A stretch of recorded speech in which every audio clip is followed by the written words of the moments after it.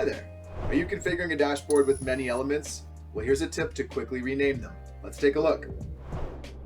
Whether you're adding elements one by one or using the duplicate button as I have here for my 4 transit indicators, there's a quicker way to rename your dashboard elements than by clicking on the configuration options, finding the general tab, locating where the name is, changing it, and clicking done.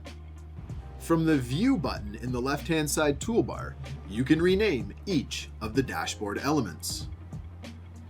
Note the blue bounding box that's highlighting each dashboard element as I move between them so you know exactly which element you're renaming. I hope this quick tip helps the next time you're configuring your dashboards. See you next time.